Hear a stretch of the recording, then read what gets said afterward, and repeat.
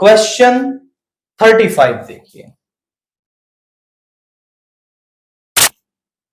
A juice seller was serving his customers using glass as shown in the figure। आपको figure दे रखी है कुछ इस तरीके से, वो सिलेंड्रिकल है और यहां पे ना नीचे इसमें एक इस तरीके से हेमिस्फेयर बना हुआ है, मतलब एक उठा हुआ पार्ट है, इतना पार्ट भरा हुआ है, कवर्ड है। वो कह रहा है the inner diameter of the cylindrical glass is 5.6 centimetre. Diameter क्या दे रखा है हमें, इज 5.6 मीटर। तो रेडियस क्या हो जाएगी इसका हाफ, दैट इज 2.8 मीटर। तो रेडियस हो गई 2.8 और यहां पे भी रेडियस हो गई 2.8। ये बन गई बात।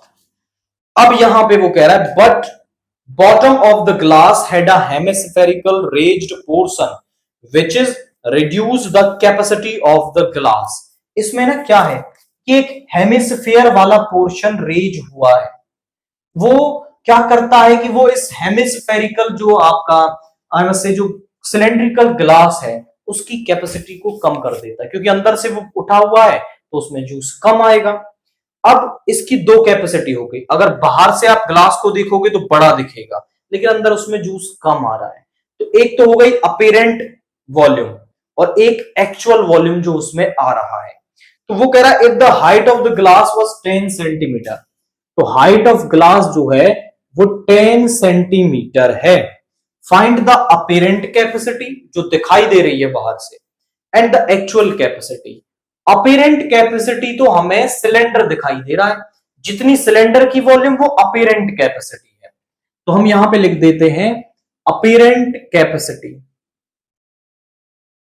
अपेरेंट कैपेसिटी वो हमें मिल जाएगी आपका pi R square H. Pi is 22/7, R का स्क्वायर यानी 2.8, 2.8 को लिख सकते हो 28/10 का स्क्वायर इंटू में 10, 10 से 10 कैंसिल हो गया और 7 से 4 टाइम्स। अब यहां पे आप इसे मल्टीप्लाई कर लेंगे तो ये आ जाएगा 88 इंटू 28। 10 को नहीं छेड़ना नीचे क्योंकि ये पूरा तो कैंसिल होगा नहीं और हमें डिवाइड नहीं करना, हम मल्टीप्लाई कर लेंगे लेकिन डिवाइड नहीं करना हमें। तो 88 और 28 की मल्टीप्लाई कर लो, 8 8 64 और 6 70 मल्टीप्लाई 2464 कितना आ गया 2464/10, यानी कि 246.4 सेंटीमीटर क्यूब। ये हमें वॉल्यूम दिखाई दे रही है बाहर से सिलेंडर की। अब एक्चुअल कैपेसिटी कैसे पता चलेगी, जो हमें पूरा दिखाई दे रहा है उसमें से जो ये जितना इसका वॉल्यूम है वो अगर मैं सब्ट्रैक्ट कर दूं तो मुझे एक्चुअल इसका क्या मिल जाएगा, एक्चुअल कैपेसिटी मिल जाएगी। तो मैं पहले निकाल लेता हूं volume of hemispherical portion. Volume of hemispherical portion, तो हेमिस्फेरिकल पोर्शन की वॉल्यूम क्या होती है 2/3 pi R cube. 2/3 pi is 22/7 and R का क्यूब, आर है 2.8, उसे लिख सकते हो 28/10, 28/10, 28/10। 7 से 4 टाइम, और तो मुझे नहीं लग रहा कुछ कैंसिल पूरा यहां पे हो जाएगा। 10 10 वालों को नहीं छेड़ना क्योंकि पूरे कैंसिल नहीं होते तब तक हम जीरोस को नहीं छेड़ते। तो यहां पे नीचे आ गया 3 इंटू 1000, 3 जीरोस हैं। अब इन्हें मल्टीप्लाई करना शुरू करो।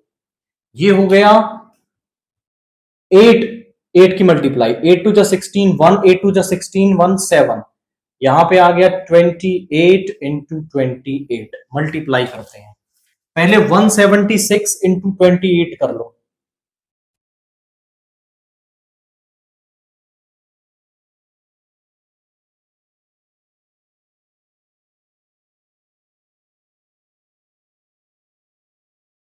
ये आ गया। अब इसकी मल्टीप्लाई फिर से 28 से कर दो।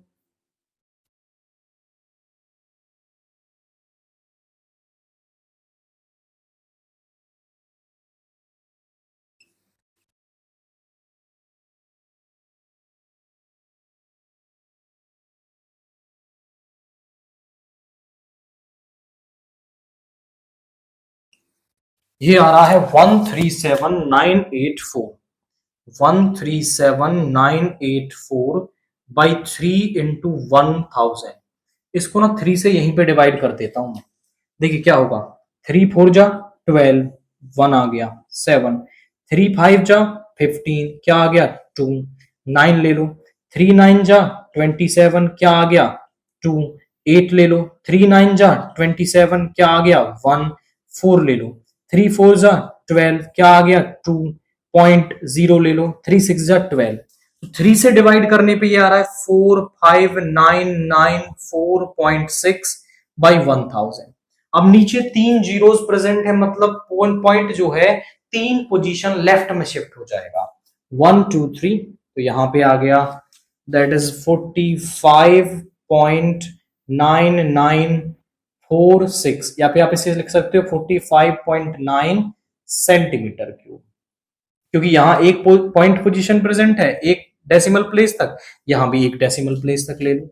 अब हमें निकालनी है एक्चुअल कैपेसिटी। एक्चुअल कैपेसिटी मुझे कैसे मिलेगी, volume of cylinder minus volume